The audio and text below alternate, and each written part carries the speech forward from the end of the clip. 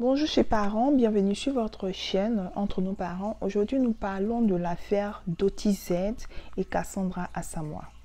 Cette affaire-là même qui a attiré l'attention du public sur les réseaux sociaux. Et ces deux femmes ont fait des vidéos. La vidéo qui m'a le plus frappée, c'est la vidéo de Cassandra Asamoah dans l'émission de Yves de Rochaud.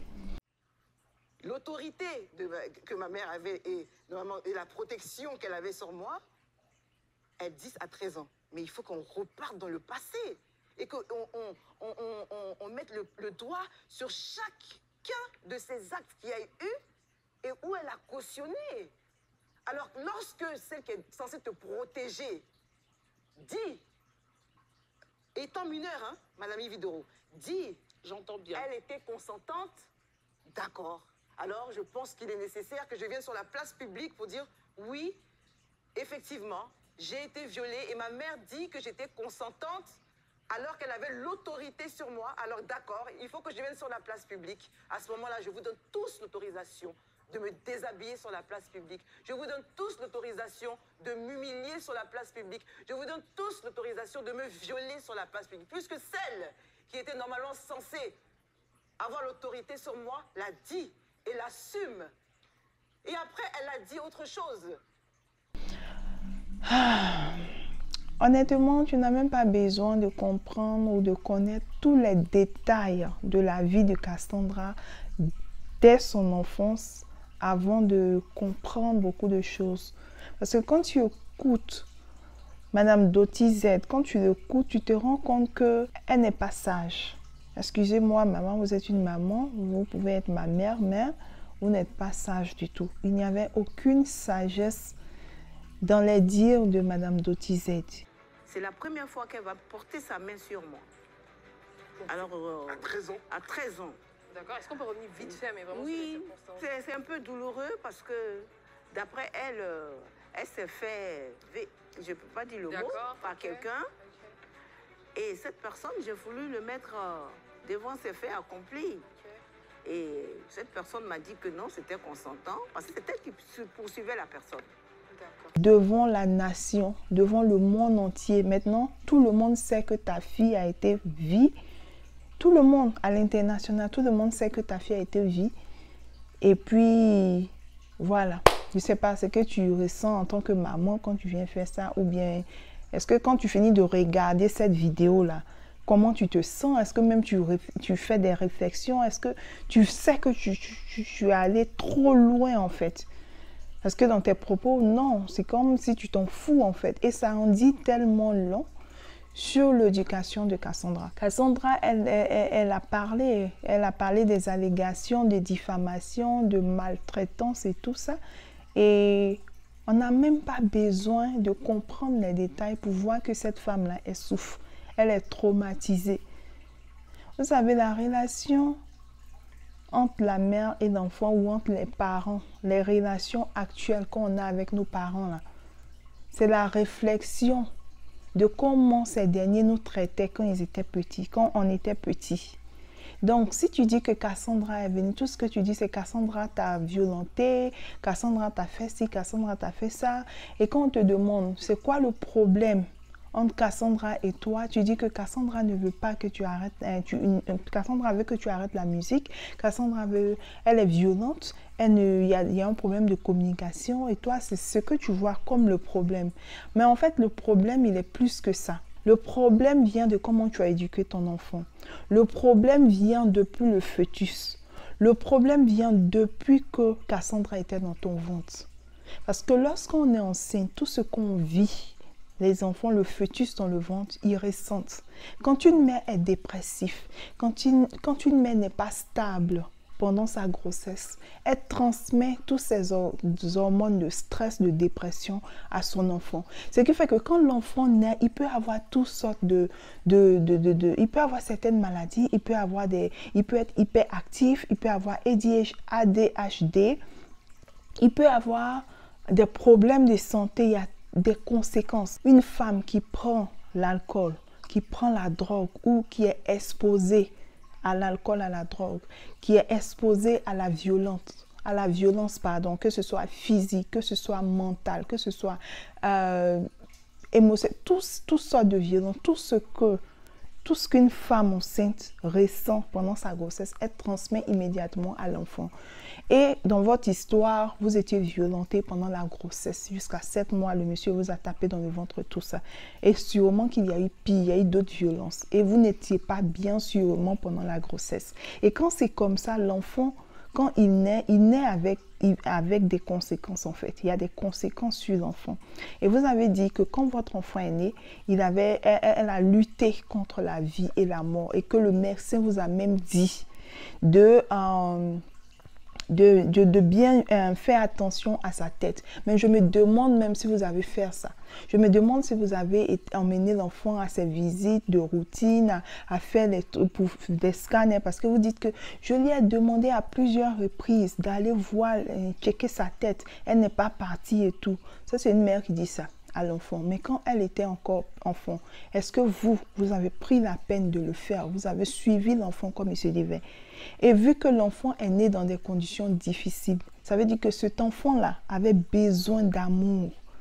Ce n'est pas un enfant qu'on va aller trimballer de nounou en nounou, qu'on va aller enfermer dans la maison, laisser seul à la maison pour aller faire les shows. Ce n'est pas un enfant qu'on va, je ne sais pas, négliger. Parce qu'on sent de la négligence dans vos paroles. Maman d'Otizette, on sent de la négligence, dans vos paroles. Et le pire, c'est que vous ne vous en rendez même pas compte. Vous êtes égoïste en fait, parce que vous vous focalisez sur ce que vous avez vécu. Ce que vous avez vécu avec le père de Cassandra, ce que vous avez vécu lorsque votre marade vous a chassé et tout. On comprend votre douleur. Oui, votre douleur, on ne peut pas la négliger. On comprend la douleur. Mais dès lors que vous devenez maman, c'est de votre responsabilité de guérir de vos blessures émotionnelles pour être disponible pour vos enfants. Ce n'est pas la responsabilité de l'enfant de payer ce prix-là pour vous. L'enfant, il est né, il a besoin d'amour, il a besoin d'un environnement sain, il a besoin de sécurité, il a besoin d'affection. Si vous avez des troubles émotionnels, des blessures émotionnelles, c'est de votre responsabilité de prendre soin de vous. Parce que vous ne pourrez pas prendre soin d'un enfant si vous n'êtes pas stable. Et vous n'étiez pas stable. Dans vos dits, ça se sent, ça se voit que vous avez souffert dans votre vie. Vous n'étiez pas stable et vous avez transmis cette souffrance à la petite. Vous avez maltraité cette petite. Et maintenant, elle a des blessures émotionnelles que vous ne remettez même pas. Ça, c'est la pire douleur qu'on peut ressentir, en fait, quand on exprime ses émotions et que la personne devant nous je sais même pas qu'est-ce que je vais dire, mais en fait, c'est difficile. Et ça fait que, et si je suis sûre que c'est pas la première fois que Cassandra exprime cela. Est-ce que vous avez dit que Cassandra était un enfant difficile, un enfant qui se sent négligé, un enfant qui se sent pas aimé, qui se sent détaché de ses parents? C'est la réaction, c'est la réaction qu'il va avoir. Les enfants que nous voyons qui désobéissent à leurs parents, qui ne respectent pas les règles de la société, qui ont des troubles de comportement. En fait, ce sont des enfants qui manquent d'amour. Ce sont des enfants qui se sentent rejetés par leurs parents. C'est pourquoi ils agissent comme ça. Et ce n'est pas une histoire qui date de maintenant, parce que à chaque fois qu'on vous pose des questions, vous êtes dans le présent. Vous ne repartez même pas dans le passé pour voir mais qu'est-ce qui n'a pas marché. Quand on est parent et qu'on éduque un enfant, on fait une introspection à chaque fois. Si on voit qu'il y a une déviation, on se dit mais alors qu'est-ce qui n'a pas marché ici? Qu'est-ce que je peux changer ici? Et puis tout. Mais non, on n'accuse pas l'enfant. La plupart des parents en Afrique, quand l'enfant ne réussit pas, c'est lui. Quand l'enfant réussit, quand je parle de réussite, je ne parle pas de réussite sociale, je veux parler de comportement et tout. Quand l'enfant devient délinquant, l'enfant devient, je ne sais pas quoi moi, c'est l'enfant. C'est la faute à l'enfant, on accuse l'enfant. Et j'ai déjà même entendu quelqu'un dire que cet enfant-là, il n'a pas, comment on dit ça? Il n'a pas pitié de sa maman. Regarde comment il se comporte. Mais est-ce que la maman l'a mis dans des conditions qu'il fallait? C'est la question qu'il faudra vous poser en fait. C'est la question que maman d'Otizette, toi tu dois te poser. Parce que Cassandra n'est pas tombée du ciel et puis elle a commencé à devenir difficile en fait. J'ai pris des notes ici quand je regardais les vidéos. À la minute 27:40, on a demandé à Doti Z à qui la faute. Elle a dit que l'éducation de Cassandra est un échec. Et l'animateur a demandé à qui la faute. Elle a dit qu'elle ne sait pas. C'est à toi la faute. Ça devait être à qui la faute. Parce que si tu n'arrives même pas à prendre cette responsabilité, ça veut dire que tu te fous de ta fille en fait. Il faut 2 personnes pour qu'une relation marche. Relation entre parents ou peu importe la relation, mais il faut toujours 2 personnes pour qu'une relation marche. Il faut aussi 2 personnes pour qu'une relation échoue. Donc si c'est échoué, prends ta part de responsabilité et puis essaie de changer ça au lieu de blâmer Cassandra. Parce que Cassandra, elle était qu'une enfant. Moi, c'est mon point de vue. Cassandra était qu'une enfant et elle n'avait pas les facultés nécessaires pour réfléchir. C'est vous qui étiez l'adulte et c'était à vous de l'orienter, de la guider, de la protéger. Cassandra a eu mal. Quand j'ai regardé la vidéo que Cassandra a faite dans l'émission de e-vidéo, quand j'ai écouté Cassandra dans e-vidéo, dans l'émission de e-vidéo, j'ai pleuré. Est-ce que je pouvais ressentir sa douleur? Comment un enfant de 13 ans va dire à sa mère, maman, on m'a fait ceci. Et toi, la maman, tu vas dire que tu demandes à l'autre personne a dit que non, ça a été consentant. Mais bon sang, quelle vie leur va faire poser ce tac et va venir dire que oui, je l'ai fait. Ça veut dire que au lieu de protéger ton enfant, tu t'es mise avec son bourreau et elle transporte cette douleur-là encore jusqu'à aujourd'hui. C'est-à-dire que quelqu'un qui a subi ça, il n'a même pas encore fini de digérer. En tout cas, la douleur est encore là. Et toi, tu viens comme ça, exposé sur un plateau télé. On ne fait pas ça. On protège son enfant. Le linge sale se lave en famille. Tu dis que les autorités t'ont demandé de venir parler parce que c'est ceci, c'est cela et tout. Mais en tant que maman sage de ton enfant, comment toi tu réagis à ça? Tu te fous même de la douleur de ton enfant. Un enfant. Et c'est... Les enfants là, jusqu'à l'âge de 24 ans, c'est à l'âge de 24 ans que le cerveau se développe, est développé complètement 100%. C'est pourquoi même à 18 ans, les enfants prennent des décisions vraiment stupides. Jusqu'à l'âge de 24 ans, c'est ce que l'anatomie me dit. En tout cas, moi, dans ma classe d'anatomie que j'ai pris là, c'est ce que mon professeur m'a dit et j'ai lu aussi dans les livres. C'est à partir de l'âge de 24 ans que le cerveau est développé à 100%. Donc, un enfant qui a moins de 24 ans, là, il a besoin de guidance, même s'il prend son indépendance. Et puis, elle dit qu'en France, on ne frappe pas les enfants. Est-ce que la discipline, c'est seulement frapper? Ton enfant a besoin d'amour, donne-lui de l'amour. Parle-lui, elle va t'écouter. Que Cassandra est un enfant difficile, c'est parce que tu as été trop permissible, tu l'as laissé faire. Toi-même, tu l'as dit aussi, que je l'ai trop laissé faire. Et puis, on te demande l'éducation de ton enfant a raté, à qui la faute? Tu dis que, oh non, c'est à elle la faute. Tu as démissionné de ton rôle de parent. À la minute 13, elle dit, dès 7 ans, je n'ai jamais forcé ma fille à danser. Donc, toi, à 7 ans, ta fille, elle a le pouvoir sur toi. Les points que je pense qui ont causé cette relation. Numéro 1, c'est la maltraitance à la maison. Cassandra a dit qu'elle était maltraitée à la maison. Et Doti Z aussi a confirmé que Cassandra, elle a fugué de la maison. Et Doti Z a souffert de violences conjugales. Elle se retrouve toute seule à éduquer son enfant.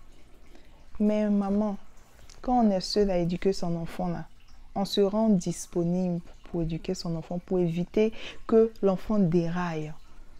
Tu es seul, tu as des troubles, toi seul, tout ça là. Mais il faut t'asseoir, prends soin de ta famille. Tu dis même que l'aîné porte encore les séquelles. Prends soin de ta famille. Mais tu es parti. Tu penses que qui va éduquer les enfants pour toi? Mes chers parents, à travers l'histoire de Madame Doti Z et de Cassandra, il faudrait qu'on apprenne beaucoup de choses. Parce qu'un enfant, ce n'est pas seulement porter la grossesse 9 mois, accoucher, et puis on dit que je suis maman. Ce n'est pas ça une maman. Mais ce n'est pas ça un papa. Genre, enceinte une femme, elle accouche, et puis tu dis je suis papa. Ça ne se limite pas à ça. Il faut être présent. Les enfants ont besoin d'attention. Ils ont besoin de créer une relation avec vous. Un attachement de sécurité. C'est-à-dire que l'enfant, il sait que si j'ai un problème là, Je vais compter sur mon parent. Mon parent va me protéger. Le parent est le protecteur. Il est celui-là qui pourvoit aux besoins. Il est là pour répondre aux besoins, tant que physiques que psychologiques, émotionnels, à tous les niveaux. J'ai aimé quand Cassandra a dit, elle n'a pas aimé le fait qu'elle est devenue trop tôt adulte. Elle est devenue la mère de sa mère, très tôt. Et que si les femmes ne sont pas prêtes émotionnellement, qu'elles ne fassent pas d'enfants. Il a dit, moi-même, c'était dans ma tête comme ça. Quand elle a dit ça, il dit, ma chérie, c'est ça. Quand on n'est pas prêt émotionnellement, moi, j'ai compris ça. Quand j'ai fait mon enfant, quand on n'est pas prêt émotionnellement, il ne faut pas faire les enfants. On me dit que, oh, fais un deuxième enfant. Ton enfant, il grandit maintenant et tout. Mais je ne suis pas prête. Parce que je sais ce que c'est que s'occuper d'un enfant. Je ne veux pas faire un enfant comme ça, qui va vadrouiller dans les rues. Je ne veux pas faire un enfant comme ça, l'emmener de nounou à nounou. Non, je vais être disponible là pour m'occuper de mon enfant. Quand on n'est pas prêt, on n'est pas stable émotionnellement là, on ne fait pas d'enfant. Si on fait d'enfant, on se soigne. Moi, j'ai vécu une grossesse terrible de dépression en dépression. Et j'ai commencé à voir un thérapeute. Et puis, j'ai un professionnel parler. C'est comme ça. Moi, je le faisais parce que je me sentais déprimée. Mais quand j'ai accouché, je me suis rendu compte que, ma chérie, si tu ne fais pas attention, là, tu vas rater l'éducation de cet enfant-là. Et à force de parler à ma thérapeute ou ma thérapeute, je ne sais pas, je me suis rendu compte que moi-même, j'avais des blessures émotionnelles. Ce qui m'a poussée à faire ce choix-là de papa de mon enfant. Ce qui m'a poussée à me comporter terriblement et tout ça. Mais Dieu merci, petit à petit, je me suis fait soigner, je me suis fait suivre jusqu'à ce qu'aujourd'hui, je peux dire que je vais beaucoup mieux. Je me sens beaucoup stable. Et je suis très contente que Cassandra, elle est sur ce chemin. Elle dit qu'elle parle à des professionnels. Je pense que si elle continue, ça prend long, mais elle va arriver là-bas.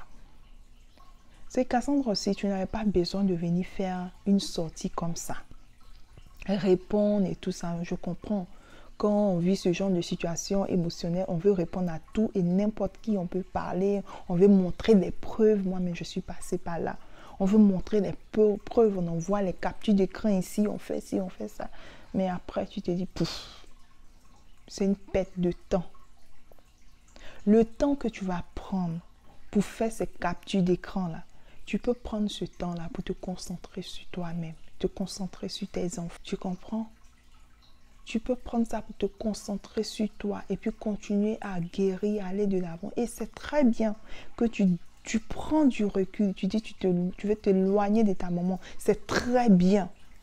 C'est très bien de t'éloigner de ta maman. Et puis après, quand tu te sens vraiment prête, tu peux revenir vers ta maman et puis vous allez parler. Mais si tu ne te sens pas guérie, tu n'as rien à faire auprès d'elle. Même si c'est ta maman. À un moment, quand on est tellement blessé, il faut s'éloigner des gens. Il faut se recentrer, se concentrer sur soi-même pour guérir. Parce que là, tu ne veux pas continuer le cycle de traumatisme. Tu as été maltraité, tu as subi des traumatismes émotionnels. Tu ne veux pas transmettre ça à la nouvelle génération, c'est-à-dire tes enfants. Donc, tu fais bien de te soigner, de te guérir pour couper ce cycle. Et ça, il y a beaucoup en Afrique, beaucoup de personnes qui ne comprennent pas ça. C'est pourquoi ils sont en train d'attaquer Cassandra. Oh non, tu tapes ta mère. Oh non, je ne dis pas que taper la mère, c'est bien. Mais en fait, il faut la comprendre. C'est le traumatisme. Ce sont les conséquences du traumatisme. Ce sont les conséquences. Et là, elle est en train de guérir. On doit lui donner du temps. Mais les gens la jugent. Que c'est une mauvaise fille, le karma va la juger, c'est ceci, c'est là. Ça veut dire vous-même là, c'est-à-dire quand tu es dans Magnan même là, tu ne peux pas enlever Magnan sur toi. Donc vous là, on comprend rien. Moi j'ai beaucoup aimé ce monsieur là qui est venu dire que il faut qu'elle mette de l'eau dans leur vin les deux et qu'il n'y a pas de problème sans solution. Quand ta fille te dit maman arrête de chanter, en fait c'est l'enfant intérieur de ta fille en elle qui a besoin de la présence de sa maman, qui a besoin de l'amour de sa maman. C'est ce qui est en train de parler en fait pour te dire maman, j'ai besoin de toi. J'ai besoin de ta présence. J'ai besoin de ton amour. J'ai besoin de ta protection. J'ai besoin de compter sur toi. Tes petits-enfants sont là. C'est ce qu'elle est en train de te dire. L'enfant en elle a encore besoin de toi. Mais tu ne comprends pas ça. Toi, tu vois au superficiel, en fait. Il faut lire entre les lignes. Et quand elle vient sur le plateau, elle dit que ma mère m'a déshabillée devant le public. Elle m'a mis là à la verdite et elle appelle à tout le monde de venir me violer. Elle est en train d'exprimer son chagrin, sa douleur. Même dans son regard, quand tu vois son regard il est vide. Elle est traumatisée. On sent même que ça ne va pas. Un enfant a besoin de ses parents pour se sentir sécurisé, aimé. Et leur absence ou désengagement peut provoquer des blessures très profondes qui affectent leur bien-être sur de long terme. Et les blessures sont les suivantes, chers parents. Cette partie est très importante. Les troubles émotionnels. Parce que cet enfant va avoir un sentiment d'abandon, de rejet. Et on le constate avec Cassandra. Un problème de comportement. La désobéissance, devenir impulsif, devenir violent, ne pas respecter les règles de la société. On l'a vu aussi avec Cassandra, qui a fugué quand sa maman l'a envoyé en vacances à Abidjan.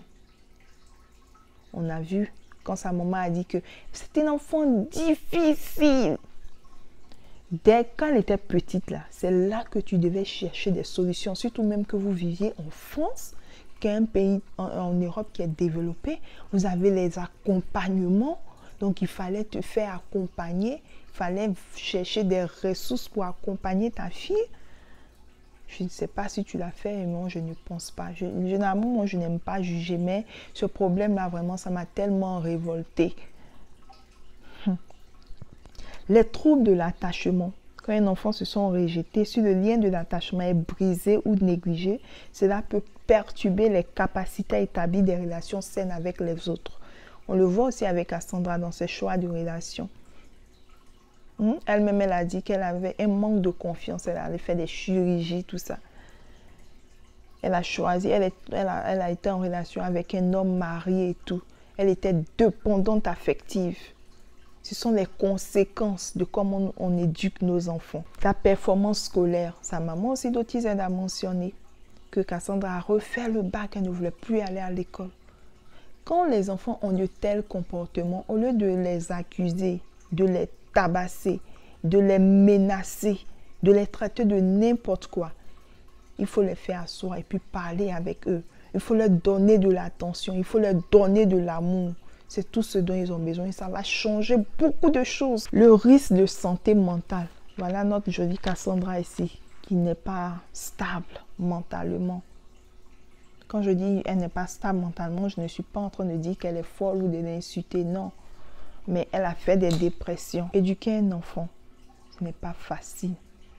Si on décide d'éduquer un enfant, il faut guérir, être sûr qu'on est guéri de ses blessures, il faut se faire accompagner. Il y a tellement de ressources, surtout quand on est en Europe, on est en Amérique, il y a tellement de ressources pour nous accompagner, nous les parents. Si votre enfant, vous voyez que l'enfant est en train de dévier dès le début, il faut agir, trouver les ressources là en même temps et puis réparer. On peut toujours fixer, il n'y a pas de parents parfaits. D'autisme, on comprend. Tu n'es pas parfait. Personne n'est parfait en tant que parent. Mais c'est aussi bien de s'arrêter un moment, de s'asseoir et puis se poser les bonnes questions. Mais qu'est-ce que j'ai raté? Qu'est-ce que j'ai fait de mal? Ou comment je peux arranger ça? Et puis parle avec ta fille Cassandra. Demander pardon à un enfant, ce n'est pas un signe de faiblesse, mes chers parents.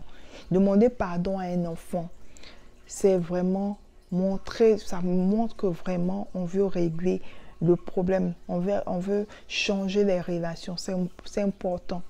On peut toujours fixer les relations avec nos enfants et tout, peu importe leur âge. Et un parent qui vient vers sa fille, vraiment ma fille, je te demande pardon pour le choix que j'ai fait dans le passé. Comme une maman peut demander pardon à son enfant pour le choix du père qu'elle a fait pour l'enfant dans le passé. les différents choix, les différentes situations. Excuse-moi ma fille, je ne savais pas. Maintenant que je sais, je vais me faire accompagner. On va travailler sur notre relation et puis vous allez de l'avant. Cassandra aussi, continue de te faire soigner. Si tu as besoin de distance, prends tes distances. À tous les enfants qui me suivent, qui sont enfants mais qui sont parents, si vous avez besoin de prendre les distances vis-à-vis de vos parents, ce n'est pas mauvais. On prend ces distances, on se concentre sur soi, on guérit de ses blessures. On peut aller voir les parents de temps en temps, mais si ça nous fait du bien de garder les distances, ce n'est pas aussi mauvais. C'est quelque chose que moi-même j'ai fait. J'ai eu des problèmes avec certains de mes parents et je ne me suis pas sentie protégée je ne me suis pas sentie protégée par ces personnes. J'ai pris ma distance, je suis restée dans mon coin. Je travaillais sur moi, je me suis pardonnée à moi-même. Je leur ai pardonné. Et puis après, je suis revenue vers eux. Parce que vous connaissez en Afrique, le parent, c'est difficile qu'il aille vers l'autre. Mais quand on est sage, il y a des choses qu'on doit faire pour mettre bas la terre et puis avancer. Donc que cette affaire Cassandra Asamoah et Dotizen nous donne des leçons, nous interpelle dans l'éducation de nos enfants. La base, la fondation est très importante. Quand on a raté la fondation, c'est fini. Devant la base, ça devient de plus en plus compliqué. Il ne faut pas exposer ces enfants, il faut les protéger. On doit protéger nos enfants. Les aimer, les remplir d'amour, qu'ils ne se sentent pas détachés de nous. Qu'on soit un parent ou deux parents, on doit être disponible pour les enfants. Avoir 10 minutes dans la journée, passer le temps avec ces enfants-là, c'est très important. Ça va faire une très grande différence. Un enfant qui grandit dans un environnement d'amour, il aura vraiment confiance en son parent. Il va venir lui confier des choses. Il va être obéissant. Parce que c'est la relation de qualité qui rend nos enfants obéissants. Ce n'est pas la discipline de taper ou bien les disciplines à 2 balles là. C'est pas ça. En tout cas, j'envoie beaucoup d'amour à Dotizen. J'envoie beaucoup d'amour à Cassandra Asamoah et tous ces parents qui souffrent de cette situation. Tous ces enfants qui ont ces traumatismes. Prenez soin de vous. Prenez soin de vous. Parlez à des professionnels pour vous aider. C'est très important. Et retenez une chose, la fondation. Faisons le bon choix pour nos enfants. Soyons disponibles pour nos enfants. Ils n'en ont que nous. Ils vont grandir. Quand ils sont petits, ils ne vont pas rester petits toute leur vie. Une fois qu'ils grandissent, on a tout le temps de faire tout ce qu'on veut. Merci.